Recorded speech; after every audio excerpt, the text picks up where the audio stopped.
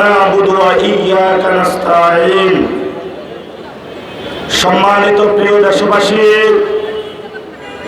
11 দলীয় জোট ঐক্যবদ্ধ বাংলাদেশের প্রিয় ভাই এবং বোনেরা, প্রিয় সাংবাদিক ভাইরা, আমরা আজকে আপনাদের সামনে উপস্থিত হয়েছি আমাদের শহীদ ভাইয়ের লাশ নিয়ে। বাংলাদেশকে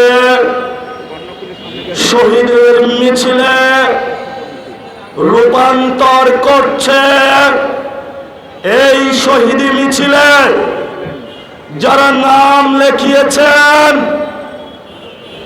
24-এর 2000 শহীদ, আমাদের এই 8 আসনের যিনি সংসদ সদস্য পদপ্রার্থী হয়েছিলেন শহীদ উসমান হাদি, এই শহীদ মিছিলে নাম ছিল 28 অক্টোবরে যাদের লাশের উপরে মৃত্যুল্লাস করা হয়েছিল।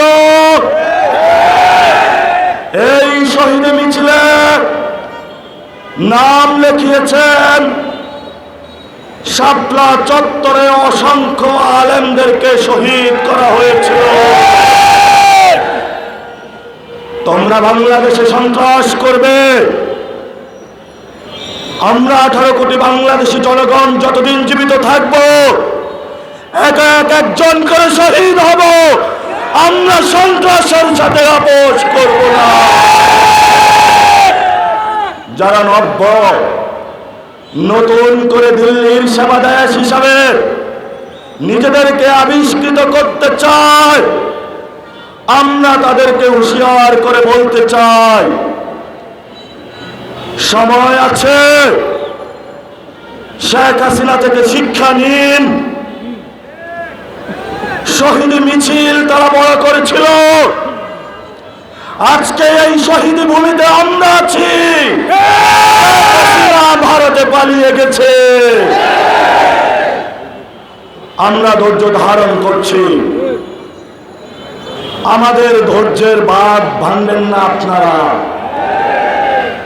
যদি ধৈর্যের বাঁধ ভাঙতে হয় তাহলে গণতন্ত্রের মধ্যে আসুন।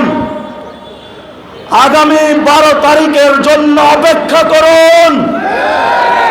বাংলাদেশের মানুষ মুখিয়ে আছে, বাংলাদেশের মানুষ আগামী 12 তারিখে গণতন্ত্রের মধ্য দিয়ে যারা গত 1 বছরে বাংলাদেশের টেন্ডারবাজি চালিয়েছিল, দুর্নীতি চালিয়েছিল, সন্ত্রাসী কার্যক্রম চালিয়েছিল, তাদের বিপক্ষে 11 দলীয় জোটকে ঐক্যবদ্ধ বাংলাদেশকে বিপুল ভোটে জয় করে ইনশাআল্লাহ সরকার গঠনের ধার প্রান্তে নিয়ে যাবে।